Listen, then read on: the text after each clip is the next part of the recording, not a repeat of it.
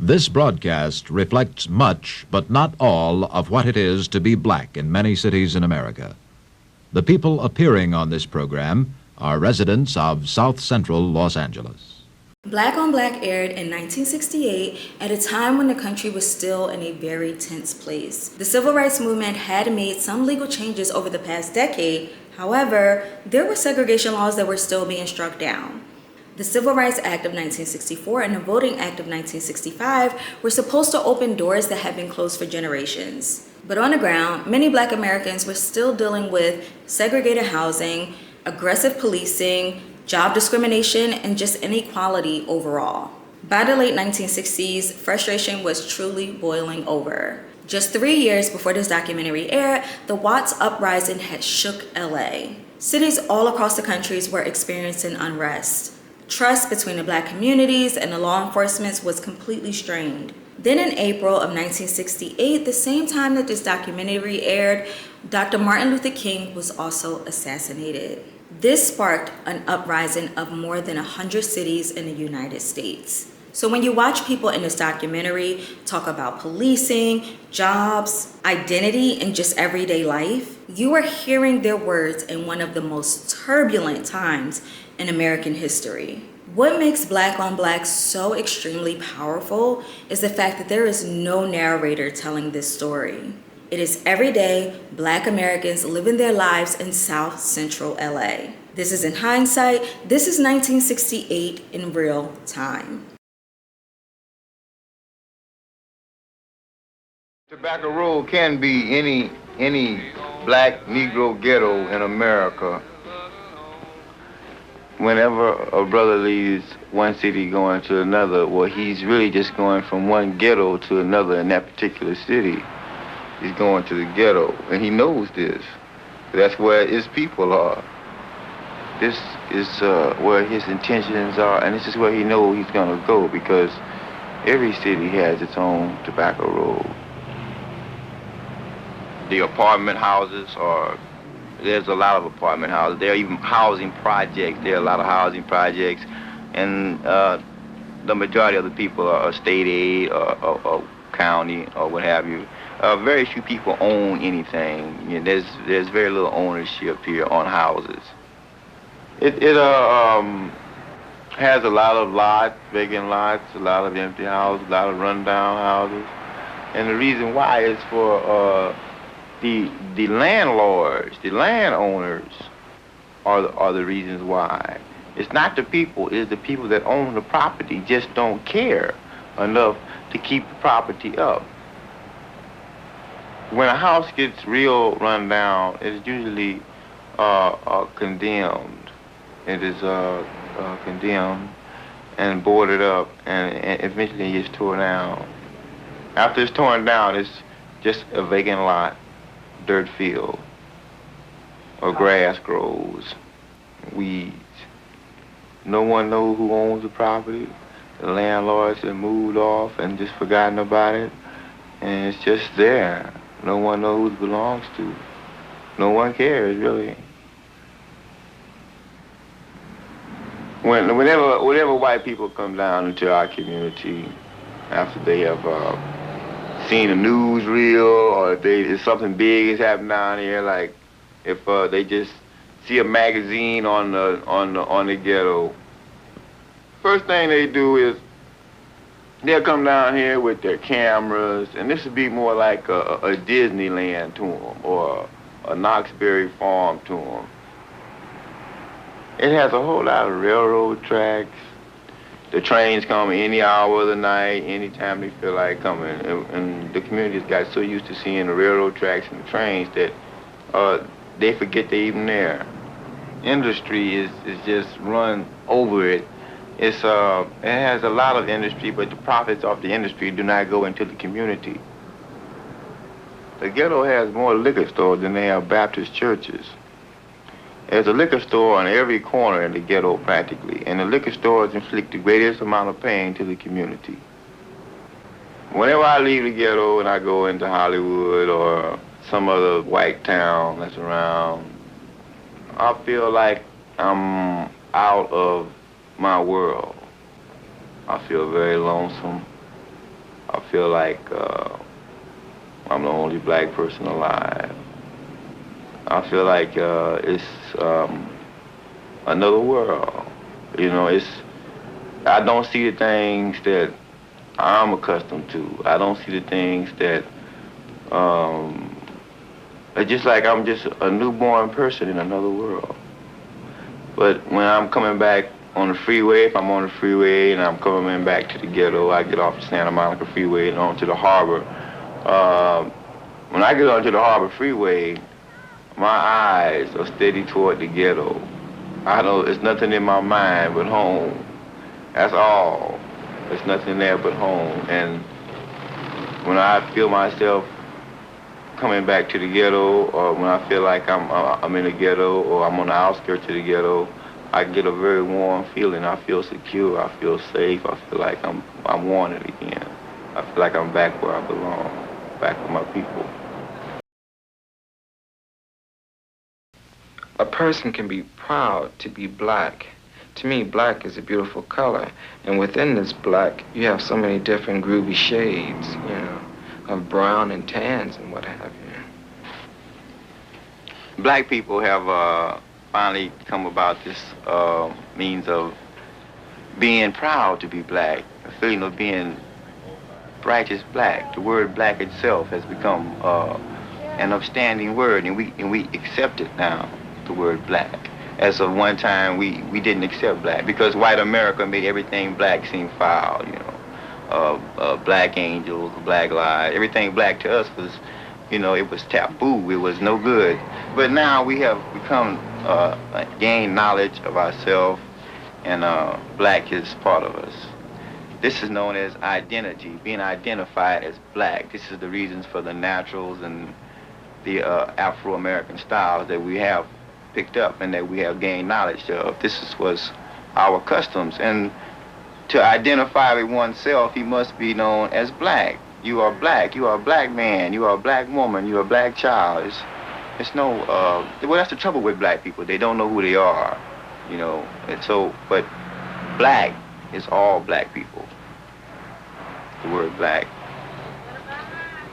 To be black is beautiful, I believe, because we're people that learn to live with hardships that has always been inflicted upon us, and when we see a honky in our neighborhood, it's something that doesn't nobody dig because we didn't been brought up around nothing but blacks, and this is all we want to be around is black, and when a honky comes on the set, it upsets our set. It's just like if we went out on their set.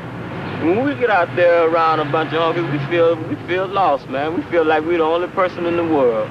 And the minute we get back to the black ghetto, and we feel at home again. We feel like we're king, like we can do what we want to. So black is truly a beautiful feeling, you know. If you appreciate the term black, but if you don't, then you might, you know, if you one of them towns that don't want to be black and want to be somebody else, then you wouldn't have a feeling that I do, and the most of the black brothers do. But black in itself is a beautiful thing to live. If I could go and come again, I think I would come back as black. To be black and live in this society is more like looking through a magazine and seeing another world. You know, when you look through a magazine, well, you don't see your world. I mean, you don't see my world. You see another world. You see a world of happiness. You see a world of everything is even, Steven. You know, this is what you see when you look in a magazine. To be black is to I have to worry about everything. You got to worry about, are you going to be here tomorrow? This is what's happening, you know, and you live from one day to the other. You have to be aware of what's around you all the time, man. You don't trust no white man, and any white man comes up to you, you're going to look at him and check him out very close to see what he's like. It's to be different in dress, man. It's to put soul with everything you do, because soul is part of being black in the ghetto. It's anything you do concerning that white boy, whatever you do concerning that white boy, you got to be twice as good. You got to be twice as good. Whatever you do, whenever you have to confront that white man, you got to be twice as good. If it's going to court or if it's getting drafted into the army or whatever's going to happen to you, anywhere in life, you got to be twice as good as that white boy, and you got to show it. And it's a feeling of you know, of like opening up a book, man, from the beginning to the end, from birth to death. That's what it's like. It's like going through a book, because every day is something, you know, it's something that you know could happen. Anything could happen to you, man. Because, you know, I mean, like, Whitey could just say, okay, anybody who has 60 Chevys, they ain't no good. You got to give them up. You know, he passed a law. There's nothing you can do, man. You know, if he passed a law right now that every black man had to go to a concentration camp, it wouldn't be nothing that could be said. He passed it, you know. If he say all blue chip stamps are no good, throw them away. They're no good. So to be black is to just sit back and just take it easy, man. Easy as it go. That's the way it is, man. You got to be on your toes all the time.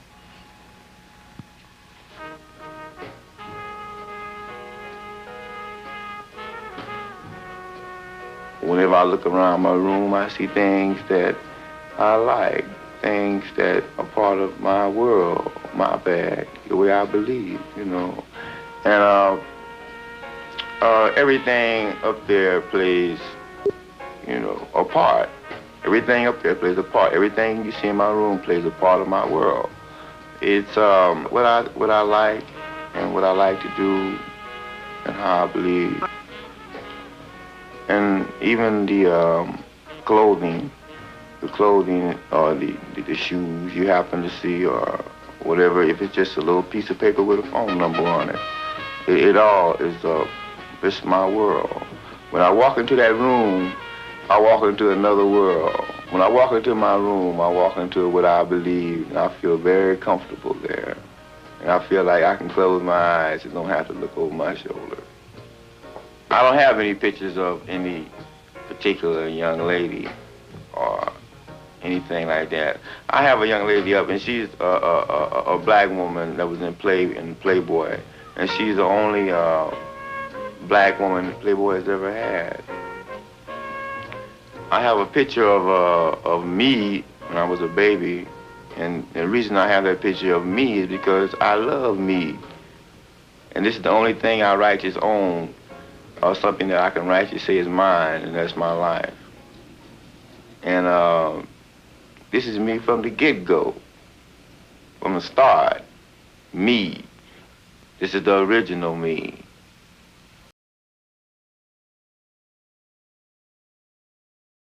Soul is all through the ghetto. Soul is all through the ghetto. The ghetto itself is sometimes known as Soulville or Soul Town. Soul is it's in us, and we're born with it, and it's something that we respect most highly. We respect soul practically before we respect anything. We respect soul. Soul is it's the way a person talks, the way a person walks. It can be the way a person carries himself. It can be in everything that a black man does. Soul is respected, and it's more or less something that's high. It's valued very high, and no one is supposed to disrespect soul. Soul is it's more or less a language. It's a way of communicating from one brother to another, because only brothers have soul. White people imitate it. They try to copy it, but it's here. It's here with the black people. And what makes us mad and what really burns us up is when white people don't respect it. See, when white people don't respect it, so we get very angry. This is what makes us most mad, because they don't understand it, for one thing, and they don't even know it exists. To them, it's invisible. It's something that they can't even see. They don't even know it's there, and then they ask questions, why this and why that. If they understood soul, they know the answers to a lot of whys. You feel soul. See, you don't just wake up one morning out of bed and say, you know, wow, I have soul. You don't do that. See, it's just that it's there in you. It's there. It's nothing that, you know, you can control. It's nothing that you just pick up from habit. You don't pick it up from anybody. It's there in you, and it's up to you to develop it to what extent you ever want to develop it to. Some brothers don't develop it at all. Some brothers just let it lay, and it'll just be there. And some brothers develop it as far as they can. And some brothers will just have soul, and they'll have something to go along with that soul, like sense. And they know how to project his soul in the right direction. But soul has many phases to it. You know, even the women have soul. It's not just confined to the man. And the reason why white people don't have it is because they're just not in that bag, man. They just don't have it. That's all it is to it. They copy it. They imitate it. They try everything they do. Any possible way to get this soul down, they'll try it. They'll try to sing with soul. They'll try to dress with soul. But it's just that, you know, just that way about them, man. You can tell it's not for real. It's fake.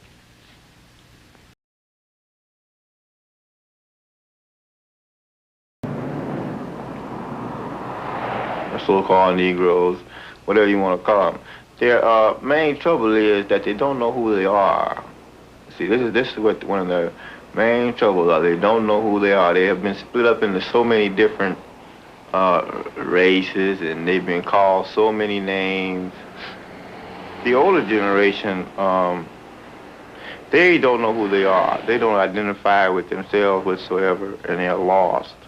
They may be called a number of things. Any name, just about any name except nigger, or maybe in some cases you could call a nigger, would be accepted.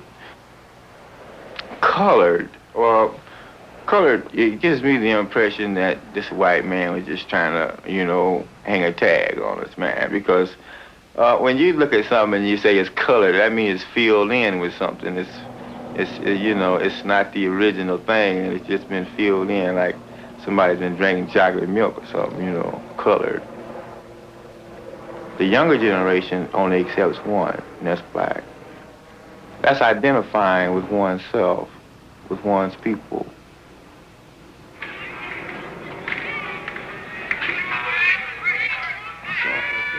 Black people wear naturals to identify with themselves, to be free to wear their hair the way it's supposed to be. This is the way the hair is supposed to be. This is the way a person was born, and this is the way he should die, with his hair natural. He shouldn't die with curls or hot combs in his hair after he's lived his life.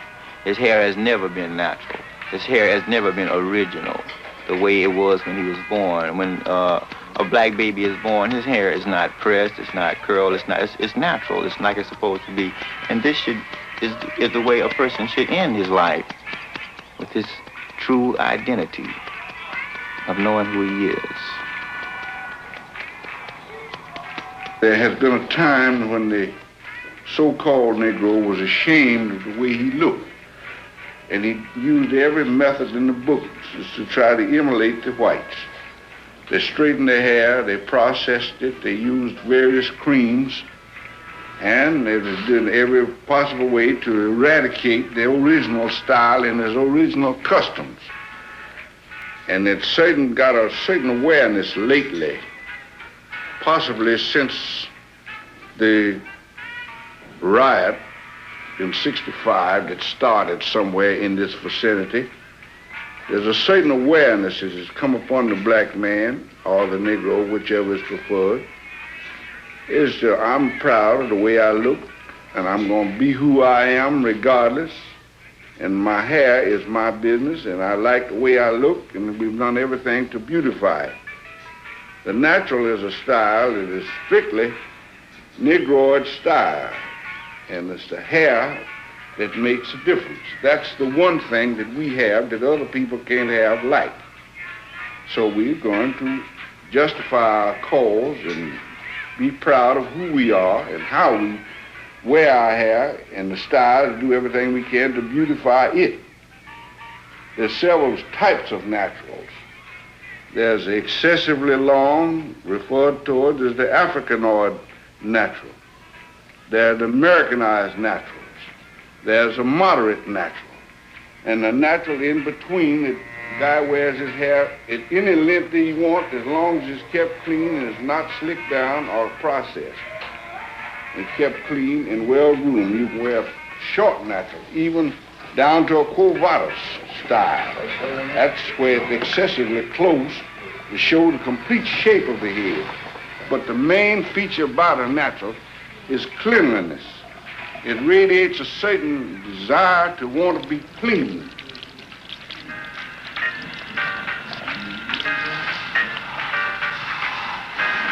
I used to wear my hair pressed and curled, and I wore it that way until I was about 18. And then I began to wear a natural. At the time, I wore a natural because to me it was a fad, you know, like the mini dress that came out. And I got tired of the natural and I started to get my hair pressed again. And I wore it for a while and I couldn't style it, I couldn't do anything with it. So I started wearing a natural and I felt myself, you know. Something came out to say I wanted to wear my hair like this. And because this is the way I came in the world. I didn't come in here with it pressed and curled, you know. I came in here with it nappy, just like it is with black, beautiful hair, you know, and I'm black. So I've been wearing a natural now for almost 2 years. And my friends, the ones that wear the natural, they feel the same way I do or can express themselves a little bit different. But I have a few bourgeois friends that are still trying to be somebody else. And what some people call the Caucasian and what some people call the honky, they're still trying to be like those people. Well, I don't consider myself trying to be like a white woman. I only wear my hair the way I do because that's the style that I like. I'm a Negro, and I am proud of it. As far as a white person is concerned, I wouldn't want to be like them because the good Lord made me the way I am, and that's the way I like it. Pressing your hair is just like combing your hair, only the comb is warm. I have been getting my hair pressed and curled for a long time, so I have really gotten used to it. It gives your hair, I think, more body. It takes about 45 minutes to get a shampoo, press, and curl. I go at least twice a month, and I get my hair shampooed and dried, and she press it and curl it and style it. I have a number of friends that wear naturals, and on some of them, they do look nice. It all depends on how they keep them up. Personally, I don't like naturals. Just like clothes, it all depends on the person and their taste. I pick the style I think is becoming to myself, and what I like, I wear. I don't like naturals, especially on myself. My mother, she doesn't like it at all. She's a little old-fashioned, you know, she doesn't like it at all. She thinks I should still get my hair pressed. My son, he's wearing a natural now because it's something that I should get him, you know, used to in a way, because something to let him know that that's him and nobody else's hairdo is not his. And that's the way I feel about a natural as myself wearing it, because it's me. It's naturally me, the way it is now.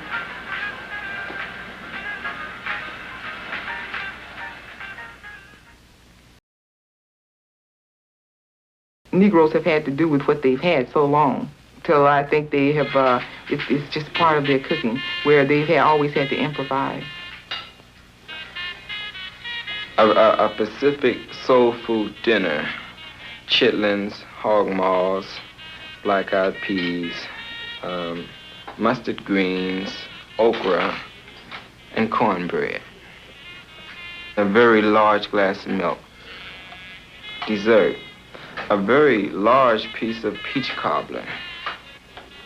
And the type of food that I was raised on was greens, cornbread, salt pork in the greens, black-eyed peas out of the garden.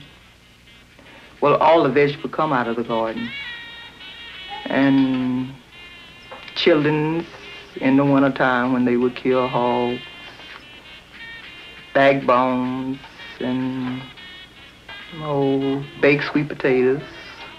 That was, as we call it, soul food now. And that was the beginning of my cooking. And as I grew up, I would watch my mother fix various dishes, you know, and I would learn. As far as the recipes is concerned, I didn't know what the recipes was. I just learned through watching my mother, you see.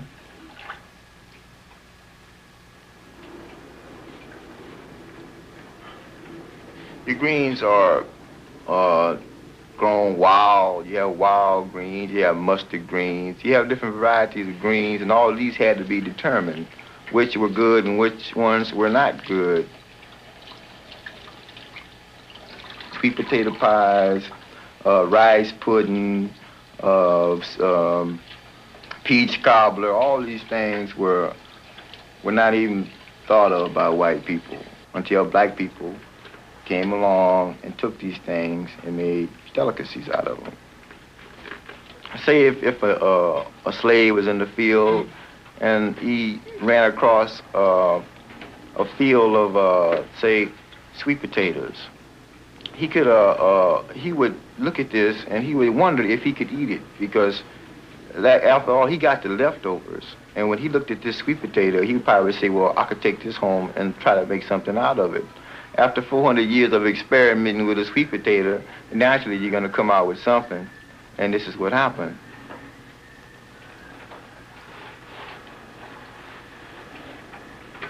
As far as chitlins are concerned, chitlins were derived way back when we were slaves. And say, for instance, if the white slave master had slaughtered a hog, and maybe he cut the ham and the bacon and all the, you know, the good meat that they ate then off of this hog, and say he threw the guts away of this hog, the guts, that's what they were known as then. And if a slave woman happened to see this garbage laying around, well, she would ask this white slave master for it, and that's what he'd give it to her. And she would take this back to her shack and she would cook it. She would put her touch to it. She would just put that soul in there that would make it taste like a delicacy. You have to be very careful with chillins when you're cleaning them. You have to clean them, take very care in cleaning them. Clean them very good. Make sure that all the, you know, they have the tendency to have the hair from the hog on there. Make sure all of that's off. And I wash them and I clean them. I put them in the pot. Salt, pepper, cut an onion up in them. And, well, we always cook about 10 pounds because the whole family come over when we have children. Well, the older black people, they like stuff like chitlins, hog maws, pig feet, neck bone, hog head, and the pig snoot, and mountain oysters. This is something that the old people like, man. And us younger brothers and sisters, we only dig beef, you know, because the swine ain't doing nothing but it's dead meat, man. You can't even kill a hog, man. You can't poison him, you know. That's the only animal you can't poison in the world. Take the hog from the old people, man. It's just like trying to take the country out of them, man. And that's impossible, you know, because they were mostly raised in the country, man. They wouldn't rebel against anything, you know. They was more or less the hey boy, yes sir kind, you know. We're not that race no more, you know. We are almost a separate race, man, when it comes down to food and everything. We are in this color and beliefs, some beliefs. But when it comes down to food, to take that hog away from a man, it'd be just like taking their life.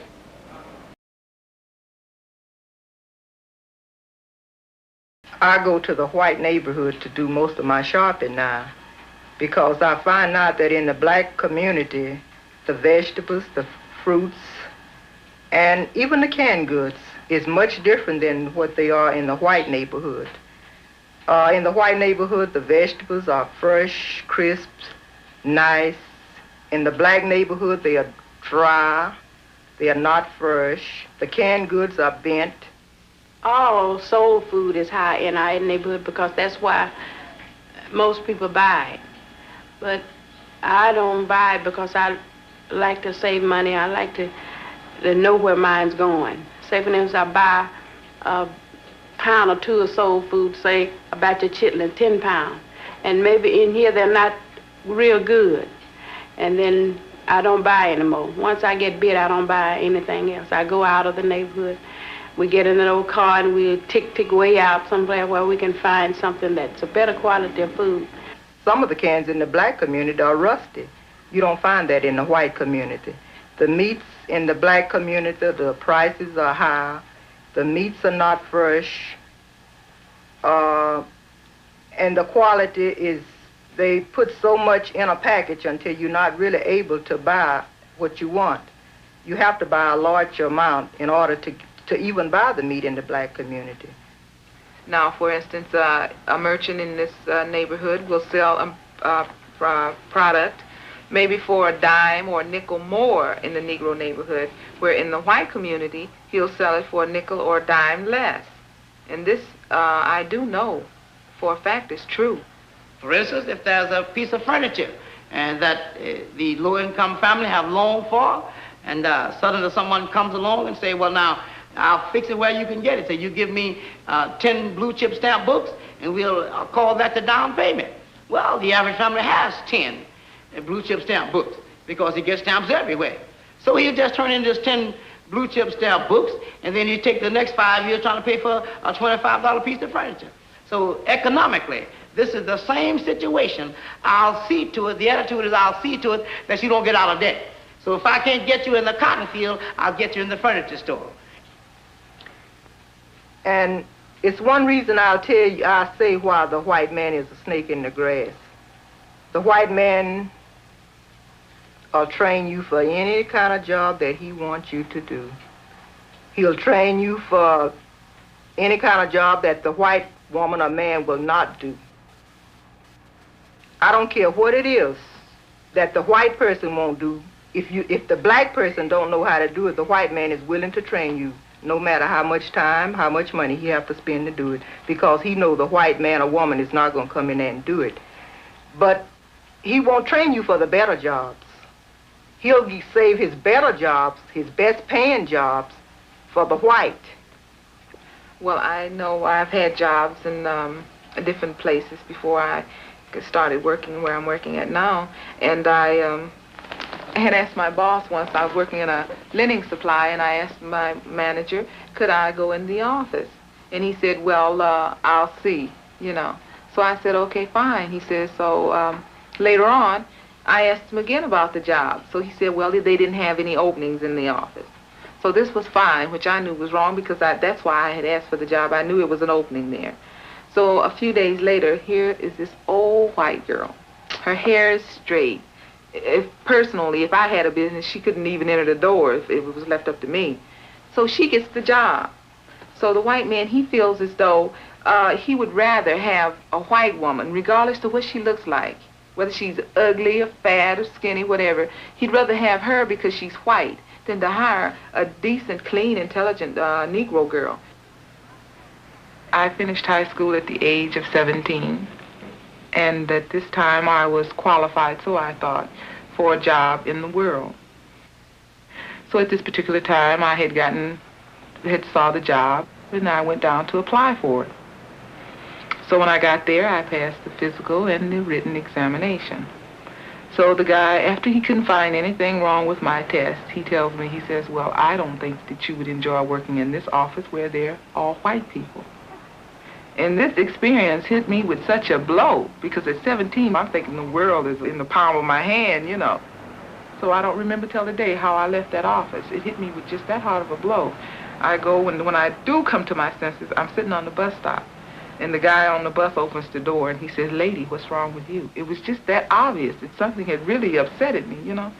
So I walk home in a daze after I get off the bus, and when I get here, all I could do was cry. I just cried.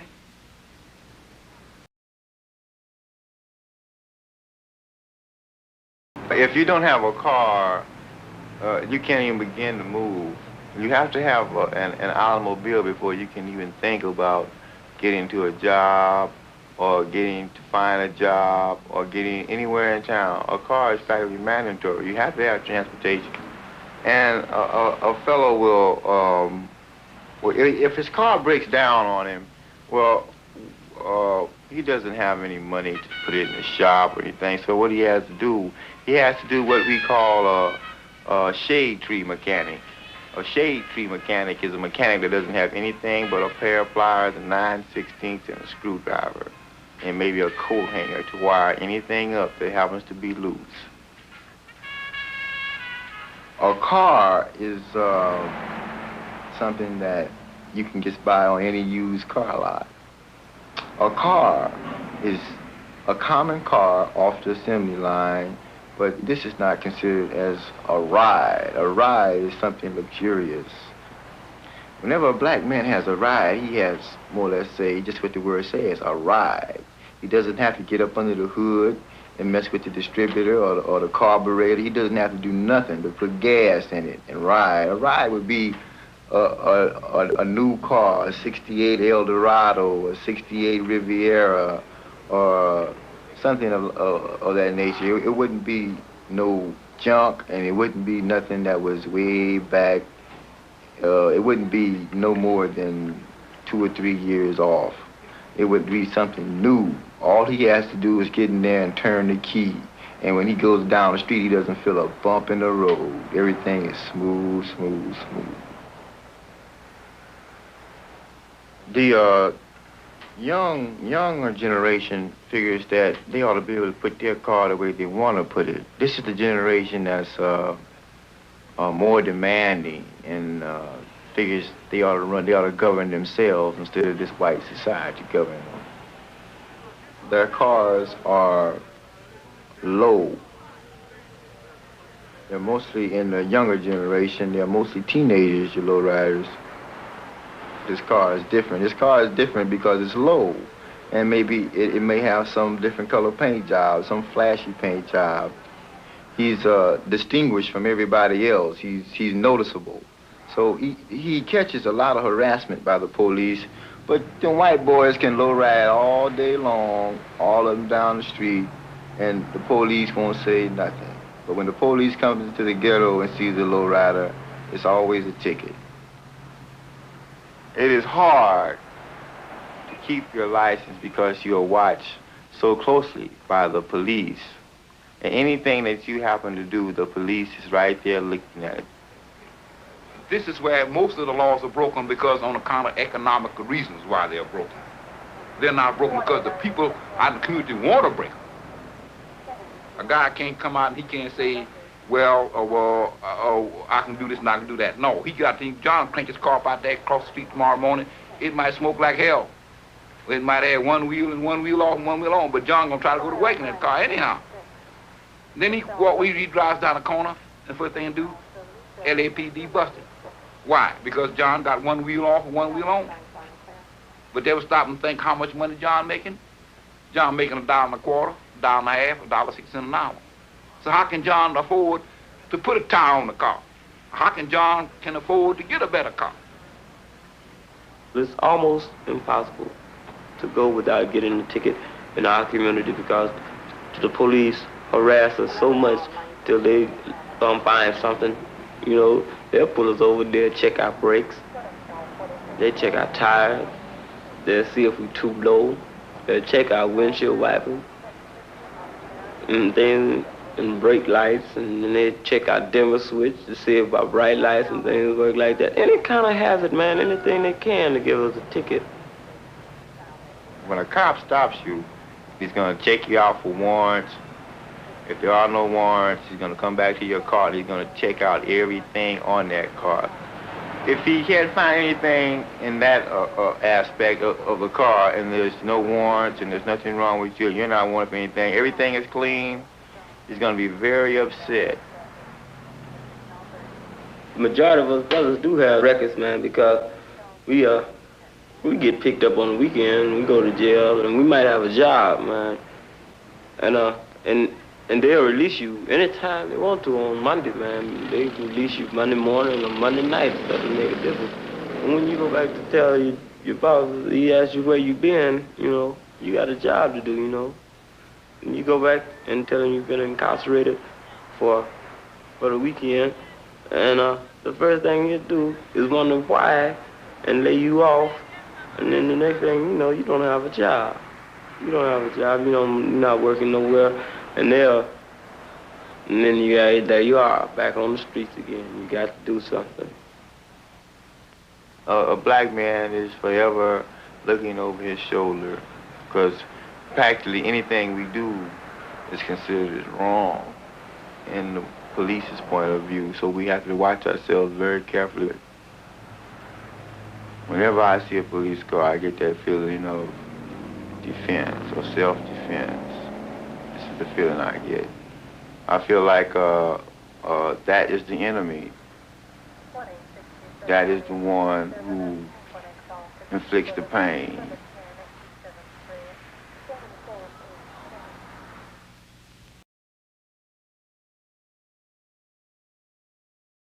A lot of people live in the ghetto that are pretty well taken care of financially. Just because they live in the ghetto don't mean that they can't afford nice furniture. Just because they live in the ghetto doesn't mean that they can't drive a nice car. A lot of people, they have homes in these ghettos that they're nice homes. They started from nothing. They've added on. They've put to it, and they built their homes up. And naturally, they don't want to leave this. I'm only 24. I bought my home 2 years ago at 22. I have 2 kids. And my husband, he works. I work, and the majority of my friends are not doing as well as I am, because you have to be able to manage in order to have anything, or you have to want something in order to have it. I wanted to have a home. I wanted to have kids. I wanted to have everything that it took to make a life for myself, and I struggled, and I got a husband that wanted the same thing, and this is why we're so far ahead. It takes 2 to pull, you know. One can't do it by themselves. Personally, when I enjoy living in the ghetto. I really do. I enjoy it. I would much rather live in the ghetto than live on the hill and look down on the ghetto.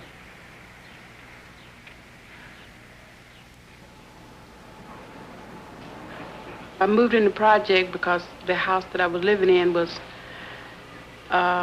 large enough for my family. So we had to move into the project. I don't live here because I want to, and don't live because I like it. I live in here because I have to. You don't have no privacy in the project. It's no privacy. You just live in a unit. Everybody knows everything the other one do. It's not private at all. I wash, you wash. You move over your clothes off and I'll hang mine up, whether they wet or dry. You can't even sit out on the lawn. Somebody come along and spit where you're sitting. Actually, anything in the project you don't call your own, because the people, the project, they'll knock on the door, and if you don't answer it immediately, they'll take the key and walk right on in. And sometimes I wish I could just move out right now and just, but I know I'll have to stay until I can find something that I can go. But nowadays, everybody's for themselves. As they call it now, it's a dog-eat-dog world. And this don't have to be. I have 13 children, and my husband is the father of all of them. But we have so many others in my neighborhood. All around me have 9 children, and every child have a different father. One woman have 7, and neither of us have the same father. All of them have a different father. Maybe you have one that the father brings something over to him. Maybe one of the fathers loves his child, and he'll come over. And this makes the other children feel left out, because the man is coming over. They see, here comes Daddy, and he's only got a bag for Susie. Why is this, Mama? Well, he's not your father. Well, where's my father? Why don't he bring me something? Then it's get out of the house and stop talking to me. I think it's very rare to have both original parents in the home nowadays in time, because things, just like I say, during that time, things were so hard when I was a kid that most fathers would just desert the mother, or they were having babies so fast and they didn't know how to stop until the father would just get disgusted and just up and leave. That was the only thing he knew to do. If a man is in the house, she can't get state aid. So this man, he has to go. He leaves voluntarily. It ain't nothing between him and his wife. He leaves voluntarily for ornaments for his kids and for his wife to survive. He leaves, and then the state will support her as long as he's not there. A black man has never really been known to own a family. He's not really an upstanding figure in the home from the get-go, see, because he's, he has some cheap job paying nothing, in which his wife could go out and make twice as much if she happened to get out there and started working. So we black people have never really owned a family, and this pattern has just been carried on through history. We do have families in South LA with the mother and the father in the home. And a lot of times you probably wouldn't know it because the father has been depressed so bad over a period of time that he's just not even noticed. He has been, maybe he has worked all his life, man. He's tired, you know, and he's just the kind of cat that just, as he's got older, he just lays around, you know, and taking it easy because life has just did him so wrong. He's went through so much, you know, by him being black. He just went through so much. And when he gets old, man, his mind is just so piled up with this. He doesn't, you know, he's not too good of an image. And he's just there, and nobody even knows he's there half the time. The black women feel that their black men is not men anymore because they have lost their dignity. You know what I'm talking about? You take a black man, if he can't afford to go down to the store and buy a quart of milk, that makes a man feel like he's not no more man. If a black man come in and his wife feel that he can't go buy her a decent dress, that takes something from that man, just like you or anybody else would feel. Same way. But this is what the black people have to contend with. This takes some of the dignity from a man. I had to help supplement my husband, Sarah. He didn't make enough money for us to get along on. And most of the time, he was out of a job. He was on unemployment. He couldn't get a job. He tried. He would go to various places, and because he didn't have the experience of, you know, the various jobs that they had open, well, the white man wouldn't hire. During those times that my mother had to work also, like to help my father. And times were pretty rough then because my mother would have to leave early in the morning, and she didn't come in until late in the evening, and my father likewise. It took quite a deal of away from my children. It left my children alone. I wasn't able to pay a babysitter. My mother, she would come over sometime and look after the children, but she was sick half of the time, so she couldn't afford to come over. So that made me have to leave my children home alone. She wasn't aware that I needed food to eat at school. I guess I don't know what it was, but anyway, she would leave me a nickel or a dime or something like this. So at lunchtime, I felt embarrassed because at that time in school, everybody had to sit down and eat, and then they would play, or either you ate in the cafeteria, one or the other. So with me not having any food at all, I would sit at the table and the kids would laugh at me. So to prevent this, I would go in the refrigerator and take out the hard butter, then put it on bread and wrap it up and put it in a bag and take it to school. And this at lunchtime I would unwrap and eat. She would come home in the afternoon, no mother, no father, because we both were still at work. And as she grew up and become a young lady, she began to tell me how she missed me and how much she wanted me at home and how much she wished that I was able to stay home and do the things for her that a parent should do for their children. And that made me feel very bad. I knew that they were having a hard time. I was always conscious of my mother and my father struggling, you know, in order to have a better life. If the white man would stop and realize and think that the black man feel the same about his wife as he feel about his, I think it would be a better understanding too. The black man don't want his wife to get up and go to work every morning and punch a time card right along with him. He wants his wife home just like the white man wants his wife at home. Because a father represents the law in the home, and a mother represents love in the home. You take when a child come in and he's hurt or bruised or something, he goes to mama. But when he come in and he has a problem, he goes to daddy, you know, because he figured daddy is the symbol of law. Daddy is a symbol. He comes to daddy because daddy can help him. And I don't think it's good that a mother have to get out and work and leave her children at home. It makes bad children. It causes some children to go astray. It's too much freedom whereas there's a girl in the home. It causes illegitimate pregnancy in the home from the girl.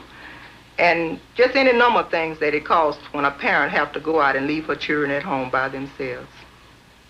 I had quite a few girlfriends while I was going to school, in junior high and in high school.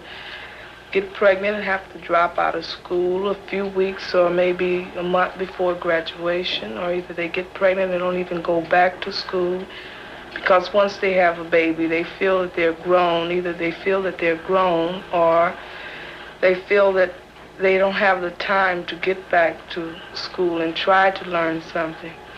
Many young girls in our neighborhood get caught like that. I think it's because of the lack of understanding with the parents, a lack of security. They can't come to the parents and talk things over with them, and the parents don't take time to talk to them. So I think it's a lack of communication. They don't have a church background, or they don't have anyone to talk to. Yeah, there were many reasons why girls became pregnant before they graduated. Family problems in the home, or either just getting with the wrong crowd and thinking that crowd was what was happening, and they in turn kept going out with this crowd until somebody would either go to jail or a girl would become up pregnant, and whoever the father was, he was still in the crowd, so the crowd moves on. The girl is in turn left there with the child, and her mother then rejecting her because they're saying that she didn't really think. And it all stems from one minor, which is a factor that shouldn't even be there, and that's unemployment of the father.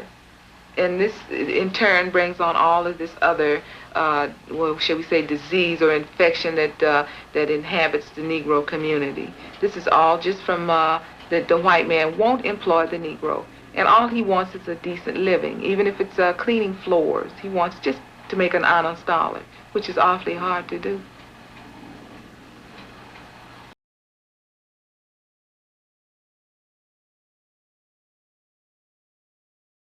Church it's a hustle itself. It's a way of hustling on the people.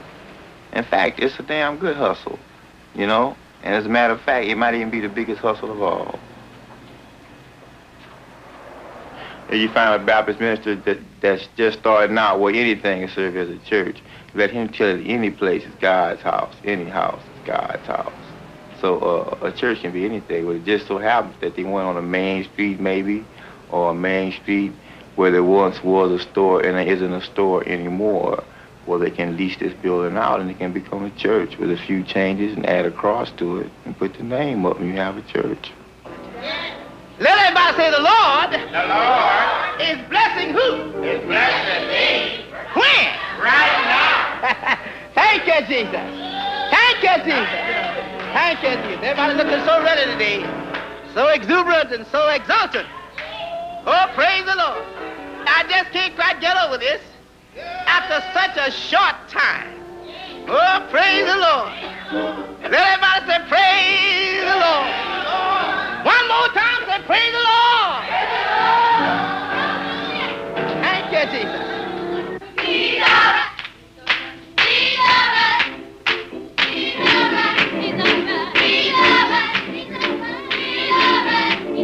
All during the week we look forward to Sunday. Sunday is an important day in my life.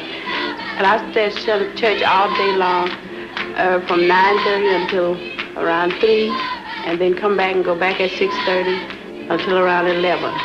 And then I have a full day. Sunday is the only full day I have. I think church has meant an awful lot to me. It's kept me out of trouble. I've never been in jail. I've never had to be stopped about anything. Just knowing about church and knowing about the Word of God, it's been my whole life since I've been grown. It's meant everything to me. It's been my mother when my mother wasn't around, my father. I think it made me all around see things different than other people. If I didn't believe in God, and if I wasn't a strong believer in God as I am, I don't think that I could really survive down here on earth with the conditions like they are. And the main thing is living and getting along with the white man. It's a problem here. You have to really be a believer. You have to pray. You have to ask God for your strength, your courage, and everything to get along with the white man. Because if it wasn't for God, I don't think I could survive. We thank God for these young people. Because as you know, there are so many other places they could be. And so many other things they could be doing. But they chose to be in the house of the Lord today. And truly we thank God for them.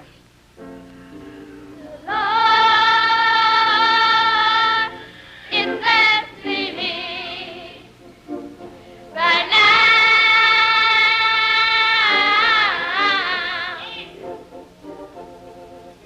The Lord is blessing me. Well, church is meant to my family. That I brought all of my children up in the church, and it's meant a lot to them. I've never had one to go to jail. I've never had one in juvenile. I think knowing what it is and being taught the right way kept them out of anything. They know it. Anything anybody tell them, they already know it because I've taught it to them and then had the teachings of the church behind me. I do believe in God. In fact, I know there is a God. I was raised in the church from a child on up. In fact, I had to go where else as a kid. And this has helped me tremendously in my grown-up days.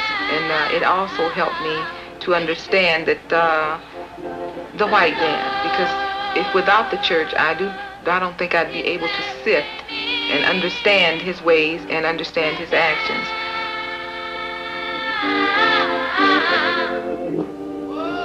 Everyone is standing. Everyone is standing.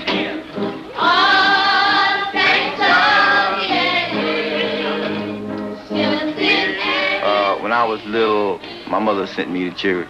You know, I went to church too. She would dress me up. I even had a suit that I just wore to church. You know, this was church. Every Sunday was a sacred day. Nothing else to do on Sunday but go to church. Well, church to me was I didn't like it. I didn't like sitting up in that hot room for hours listening to what this fella had to say, who was jiving all the time. And I knew he was jiving. And as I got older, I had bigger ideas. I saw through this fella up there, you know. Now I believe in myself. I believe if anything is going to be accomplished, it's going to be myself. I can sit down and pray all night for a job. I can sit down and pray all night for anything that I happen to want. And praying ain't going to get you nothing. It ain't going to bring you nothing. When you look up on the walls in the church, well, what you see is this white man. You don't see anybody that identifies with black people. This man has blue eyes, he has blonde hair, he is the white man. This is what you see. And this is the way America has made it. You know, this is the way America has made their God to be. Like them, you know, like white people. But this is white people's God. So naturally you're supposed to identify with them. I don't need Jesus, because Jesus hasn't done anything for me. If he had done something for me, he would have created us all equal. He would have put our people where we wouldn't have to be struggling for something all the time and begging and asking for somebody to give us something. If it was a Jesus, how come he didn't make everybody one color? How come he got our people begging? How come he got had our people in slavery for most of the time? See, that's why I believe that there's no Jesus. There's no Jesus. Jesus is just something that the white man led the black man to believe in. And now that the black people are now aggressing the way they are, they know who they are, and they all know that they are God. And I think that I am God. In fact, I know I'm God, because God is somebody that can do what he wants to do, and I'm going to do what I want to do. As far as God is concerned, God can be you. God, I feel as though God is me. If anybody's going to do anything, it's going to be me. God ain't going to do nothing, you know. Even at a time of death, if it's time for you to die, man, you're going to die, you know. It ain't no ifs, ands, or buts about it. If it's your turn, you're going. If any bad luck hit you, it's just bad luck. It's no, you know, like you committed a sin, so and so's gonna happen. It's no, I don't believe it's any of that. I believe if anything's gonna happen, it's gonna happen. And this God, man, this is a way, you know, it seems like to me it's a way of scaring the people.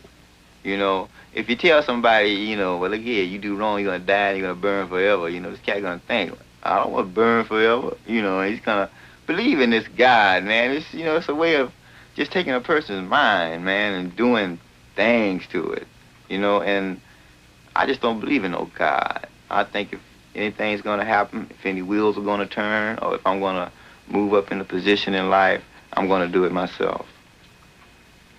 And when I die, I'm dead. Rebuke that cancer. Rebuke that tumor down. In the name of Jesus. Rebuke that tuberculosis. Everywhere. Send your word to heal. Let your glory be revealed. Your wonders manifested. In Jesus' name we pray. Thank God. Amen. Amen. You know, a child reaches an age when he starts asking a lot of questions. And I got at that age, instead of me asking questions about why was there air, I got to wondering why was my surroundings so different. Why did I only see white kids on TV? I couldn't wait no black kids on TV, you know. Why was, you know, the white guys always a good guy? I never could figure that out. I always wondered why did television always make a fool out of other races? And why was the white man always looked upon as top dog? Why was he always the one that no one could criticize or no one could touch? He was always the supreme being in the image of television or in the magazine or wherever else he happened to appear. He was always the king, the top man. And when I was little, the only white man that I ever saw that ever came to my house was either the insurance man or the police. A white man never came to my house just to come. He either came to collect some money or to take somebody to jail. And this is what molded my mind in the way I believe today. Black people feel very harsh about white people. They are not liked by us, and they just, you know, they don't rank too high. Whenever we see one, we watch him. We always watch the white man forever, because this is the man who is a threat to us. This is the man who wants to enslave the world practically if he thought he could. And whenever we see him or whenever we come in contact with him, we try to be twice as good, because this is what it's going to take. We got to be twice as good, see, because we know him, but he doesn't know us. We know him very well. We know how to identify him. We know how to think in the way he would think and how he feels about us. We know this, see, so whenever we see one, we kind of be on guard. There's no great love for him, and there is no sympathy for him and nothing. He's the devil, and that's it, the evil one. You know, when I see a white person, a white man or a white woman, the first thing I'll start thinking, what do that person, that white person, want from me? Because I feel in the back of my mind that they don't mean me any good. They never have meant me any good. So why should I believe that they mean me any good now? There have been times that I wouldn't let a white person in my home, and it hasn't been too very long ago. Because a white man is a funny thing. He'll laugh and talk with you today, this minute. And the next thing you know, he's cut your throat. And I don't mean with a knife. I mean with words, with anything he can hurt you with. But he'll make you think that he's your friend.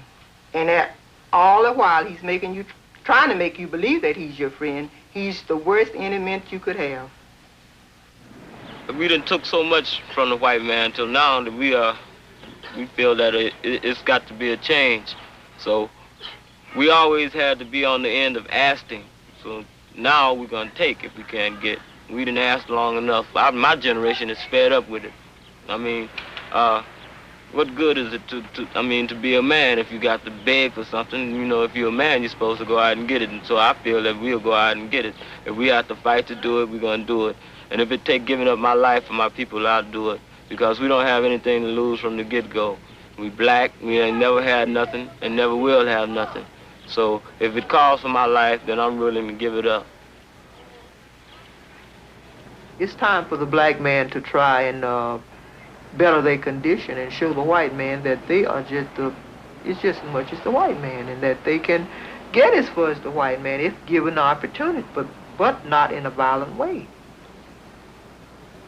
We had to burn our own houses, our own storefronts.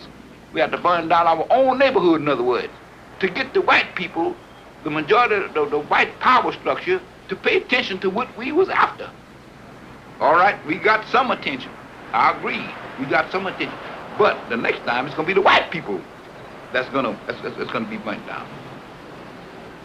This ride and things is not necessary. It don't have to be. I don't know what the answer is as yet, but I know this riding and burning and stealing and looting is not the answer. The reason why things will be done through bloodshed is because this seems to be the only thing that makes the power structure move, is violence. The youth knows that they will die. They are aware of this. As a matter of fact, they are expected to die first because they are the warriors. America teaches you not to be violent, but America, the very foundation of America is built on violence. America has had violence as long as it has existed. They have been in some kind of violence. Violence was the birth of the country. The rockets red glare, the bombs bursting in the air. We are Americans, we love America, we are part of America, and we want to be a part of America. And the idea of it is, that's our fight, to be a part of America. if things don't change, we'll have to make them change through force.